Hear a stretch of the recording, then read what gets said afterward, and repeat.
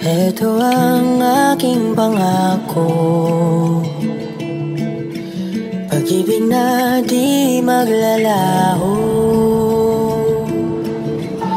To be patient, to be kind and to be true, to love and to be loved by you. Ayura, Donnie Pangilinan Palmariano, sabay umuwi after ASAP. Ayon sa Marites, parang mag-asawa talaga ang dalawa. Pero sweet daw itong si Donnie, lahat daw ng mga gamit ni Belle ay dala-dala niya.